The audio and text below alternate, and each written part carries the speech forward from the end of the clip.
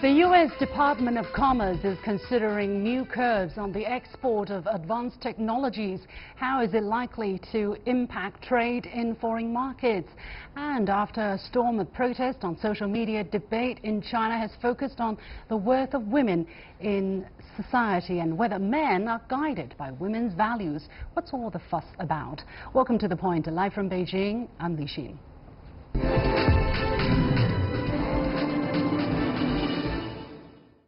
The Trump administration is considering curbs on the exports of 14 emerging or fundamental technologies from ending up in countries including China.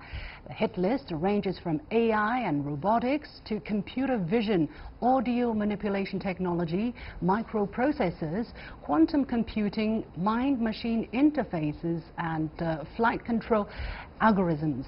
On Monday, the U.S. Department of Commerce, or DLC, said it would seek public comment by December the 19th on whether there are certain emerging technologies that are essential to the national security of the U.S. and how to define them. The administration could then impose export restrictions on those products, as it already does for military technology and weaponry. In addition to seeking criteria to apply in controlling these technologies, the DLC is also seeking information on the current status of development of these technologies, both in the United States and internationally, and what impact export controls would have on U.S. technological leadership. So what is behind this latest call for information on emerging or fundamental technologies, and what impact will it have, not only in the U.S. but also in foreign markets, not least China?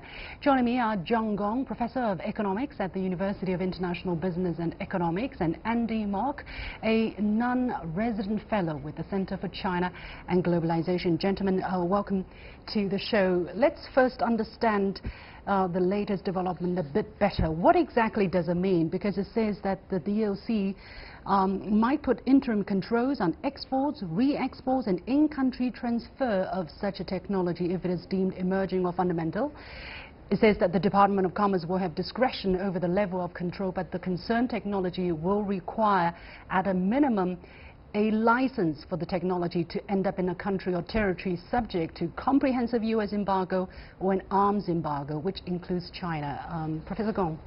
I think they're talking about two kinds of things. One is the restriction on exports of certain technologies they've already have a very good understanding of. The second thing they're talking about is asking for comments, proposals, and opinions with respect to regulation, export regulation of future technologies, or they describe as emerging technologies and foundational technologies.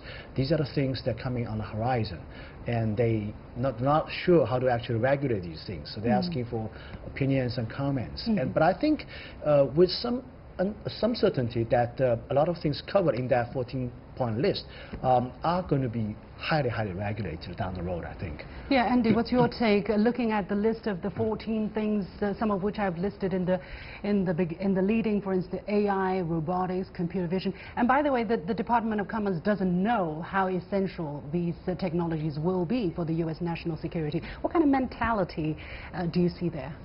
Well, I think this is part of a broader change in strategy that the United States is pursuing that started with the new national security strategy that has redefined China as a friend. You know, the U.S. policy was strategic engagement with China. Now it's viewing China as a strategic rival. So I think this is part of that sea change. It's a very profound shift in the U.S. view towards China. So it's a step in, I think, driving these two countries apart. The term that I've heard used is a decoupling.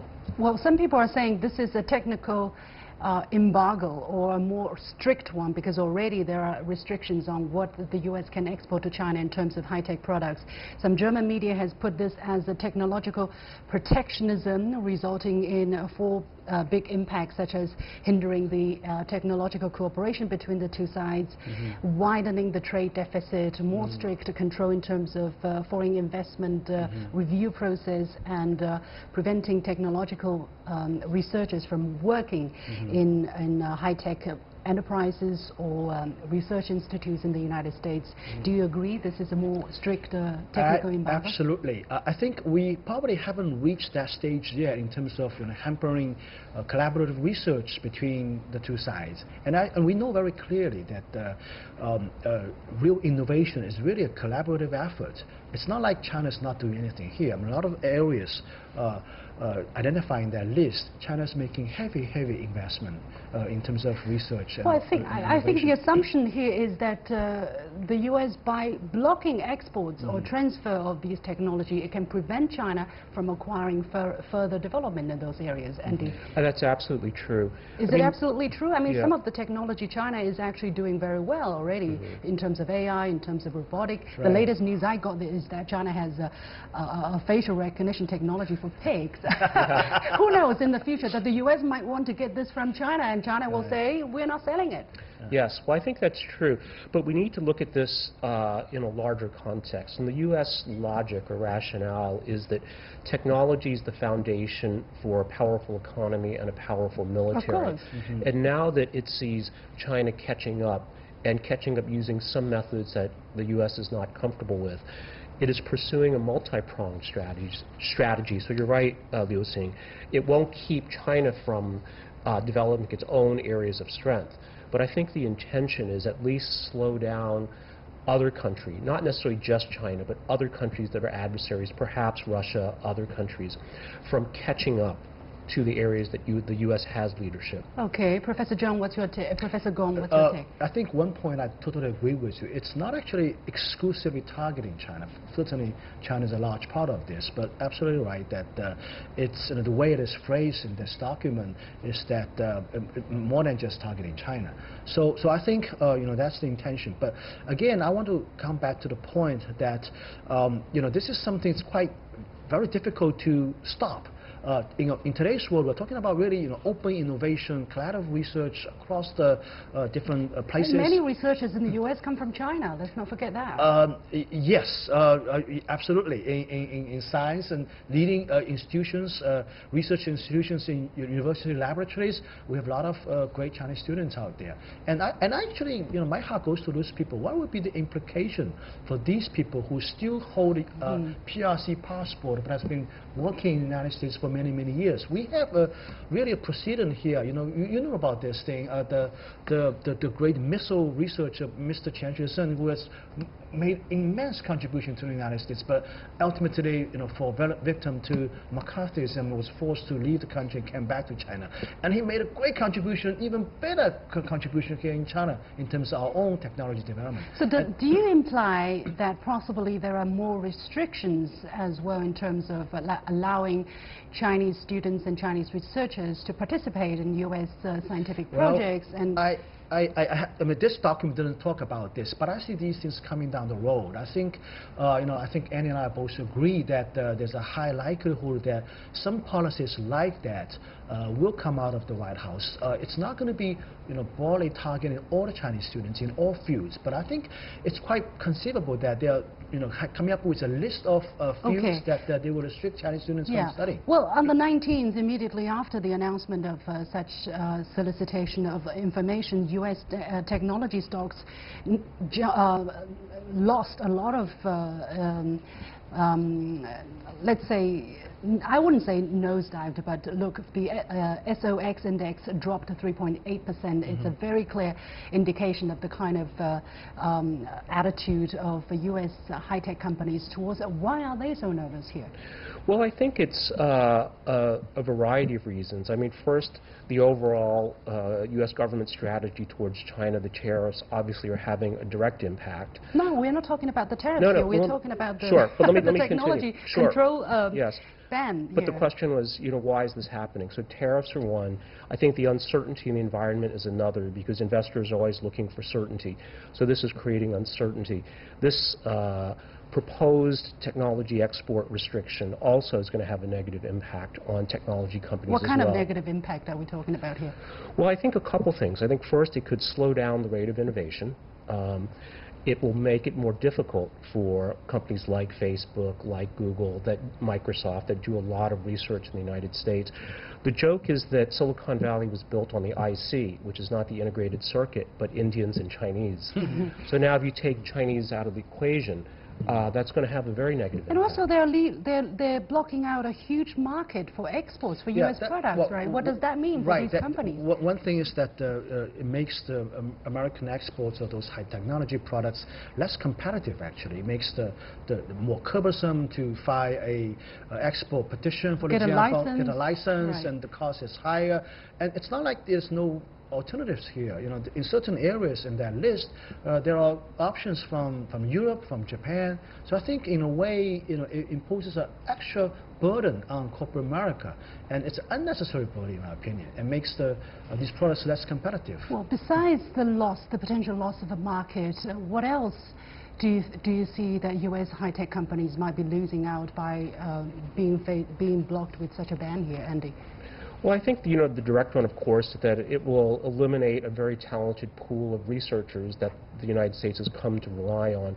I think more generally it creates just a more negative environment. If you look at university applications to the United States from foreign students, it's down not just from Chinese, but I think other people around the world feel less comfortable because the U.S. just feels less welcoming as a result of these policies.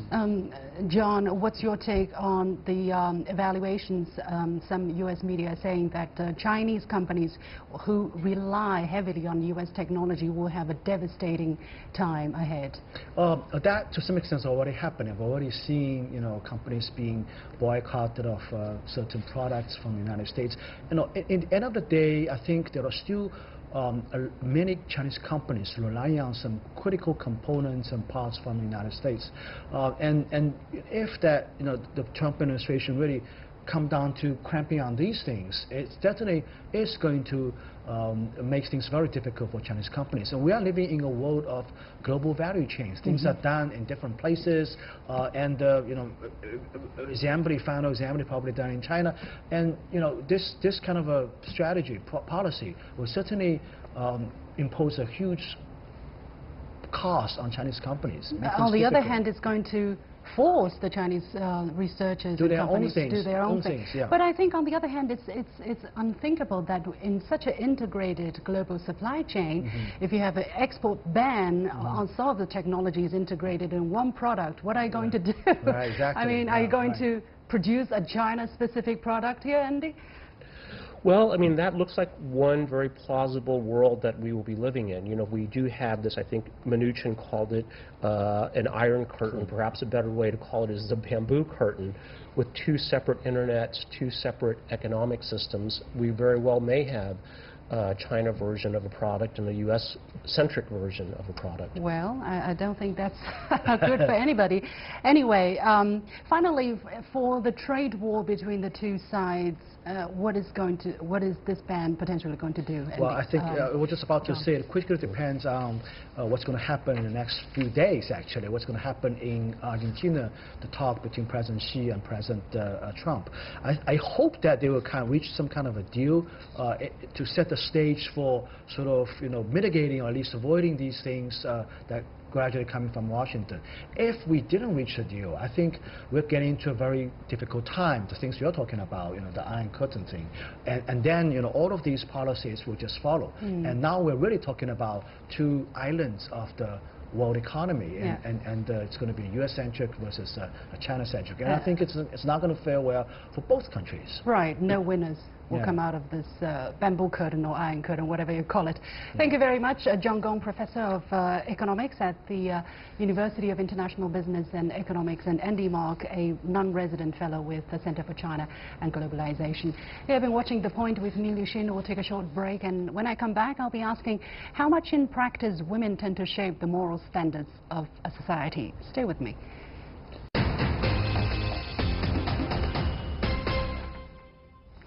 How much are women shaping the moral standards of a country?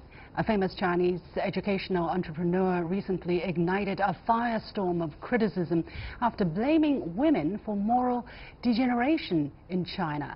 Yu Minghong of the New Oriental School said during an education forum that evaluation systems decide the direction of education, citing the example of Chinese women judging men by wealth rather than moral integrity, resulting in men chasing money and money alone. In response to the instant backlash on social media, he apologized on the same day, clarifying that he meant women represent the worth of a country. High-quality women and mothers, he said, bring up high-quality children. Men are also guided by women's values.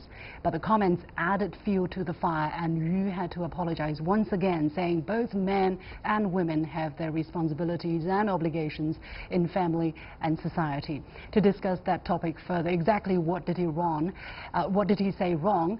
I'm joined by Nikhil Siddharth, a Schwarzman scholar at Tsinghua University, and Professor Li Jingzhao from the Beijing Foreign Studies University. Welcome to both of you to the show. So, to many of the viewers who are maybe still trying to understand exactly what happened, Professor Li, let me start with you.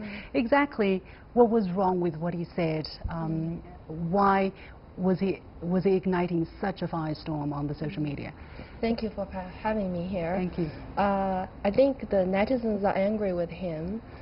Among the netizens, a lot of young women, because he is repeating the old stereotype that women should be responsible for family and men should be responsible for bringing home money and for being the breadwinner.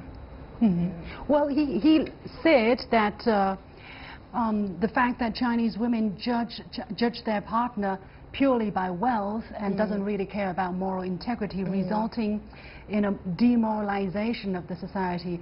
Is there an element of truth in there? Or what is really happening in terms of the moral standard of the society? Yeah, I think the netizens mainly disagree with him on the part of women's responsibility in being the guardian of moral standards in China.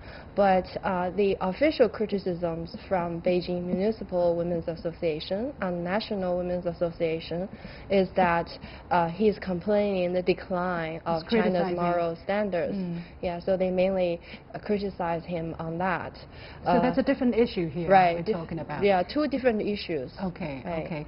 Well, Nikhil, what was your take of exactly what happened? What do you think was wrong with what he said? Well, I mean, it was very problematic. What he said was extremely problematic, and it was pretty obvious that what he said was completely unacceptable. But to me, what was more concerning than his initial statement was the apology that he sent out later, because it sort of gives you a little more insight into the thought process behind what he said, and that just makes matters worse.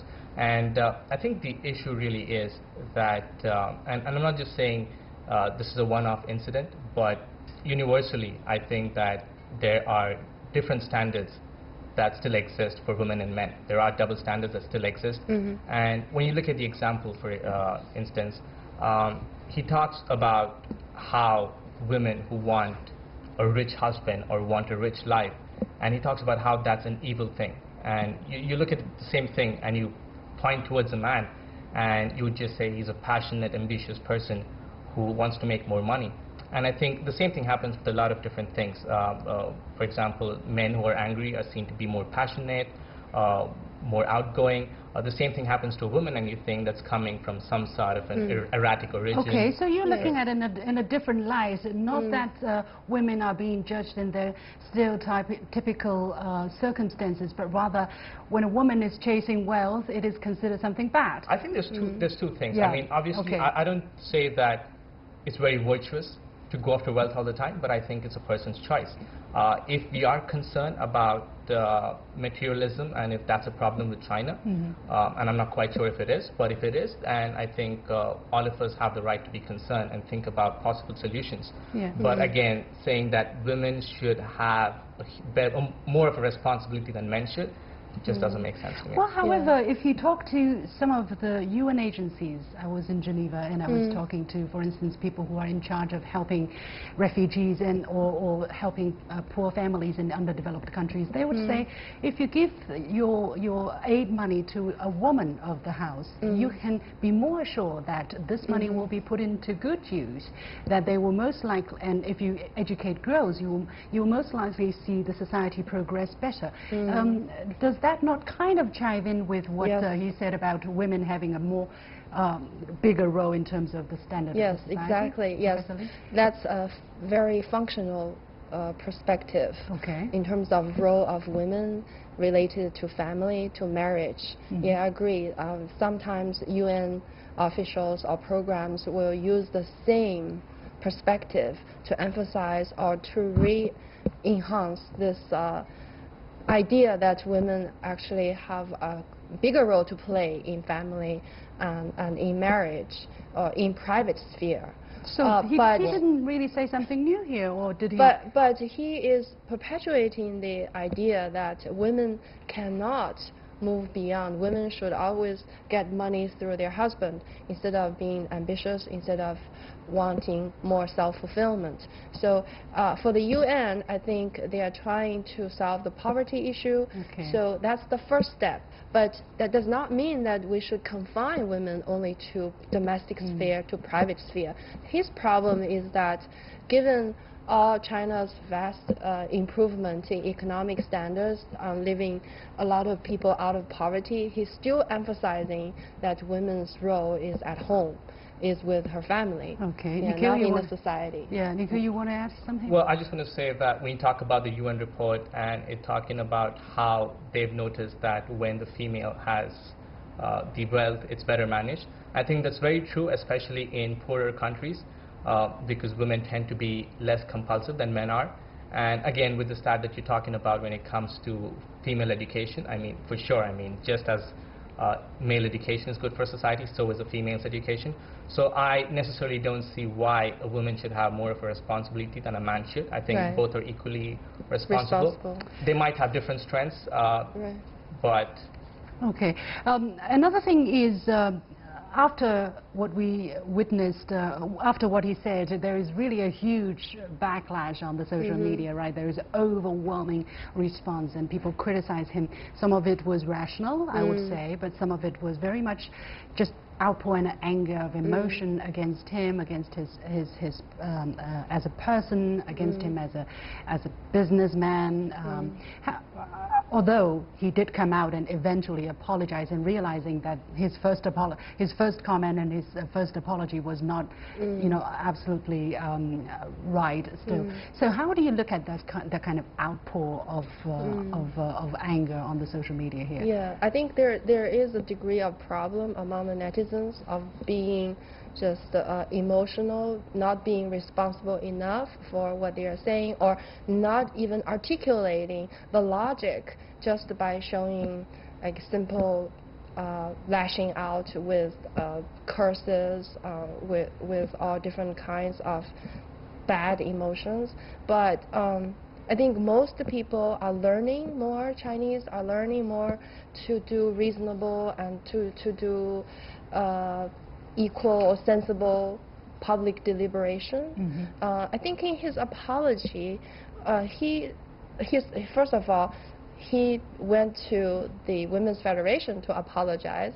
A lot of netizens feel that, well, not necessarily the Federation can represent all women. He should just apologize directly to all women.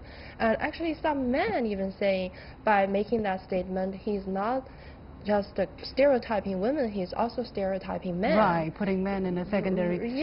And the men themselves are capable of making sensible moral judgments, and they can have their own moral standards. They are not necessarily always having to follow women's pressure or women's opinion. Or do as the women want them to do. And he also, in his apology, he didn't point out what part of his statement was wrong. He needs to think again. But again, zooming out, what really is the biggest issue for China in terms of gender equality, Professor Li? Well, we have a lot to do to improve gender equality. First of all, feminism is still considered a stigma or a taboo. Feminism has been misunderstood in China, and also a lot of women's rights are not being improved. Actually, in the process of private marketization in different spheres, we actually see decline of women's participation in the labor force, women's representation at national level Right. of political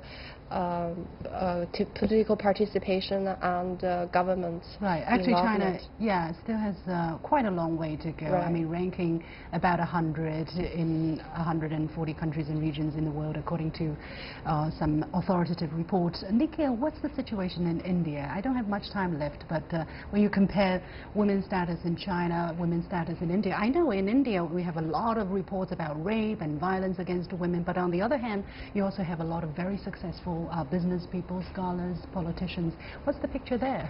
Well, first off, I'd have to say that a lot of the sexual harassment cases, a lot of the sexual violence that is perceived in India, I think that's grossly overstated. I think we get a lot of negative media attention, and I think part of that is because we have a few very bizarre sexual violence cases in India, and these are few and far in between, but they're bizarre and they do get sensationalized, and this sort of affects the way it's perceived internationally. What's the real picture then, according to you? Well, the real picture, I mean, there's definitely issues in India. I wouldn't say there's no problem at all in India. We have an issue of sexual violence, and part of why I think it's probably worse than where China is, that we are definitely on a different point when it comes to the development spectrum, and that, of course, like affects the way your law enforcement agencies work, and that in turn affects the kind of violent crimes that you might have, and that also includes sexual crimes.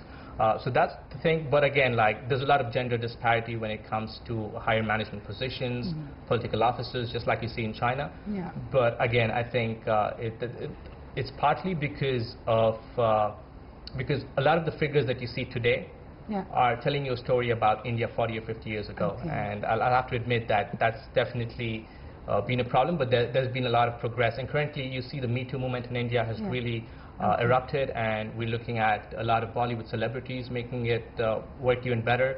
So I'm really positive of the way things are working in India. Very problematic, but I think it's only going to get better. Okay, and I think such discussions will do some good, right, bit by bit, for the Chinese society. We have to leave it there. Many thanks to my two guests, Nikhil Siddharth, a Schwarzman Scholar at Tsinghua University, and Professor Li Jingzhao from Beijing Foreign Studies University. And with that, we come to the end of this edition of The Point with me, Liu Xin. As always, you can follow me on Facebook and Twitter using the handle The Point with LX. Download the application called CGTN to watch the show on your mobile devices, or go to YouTube and look for CGTN The Point. Thanks for watching. You've got The Point.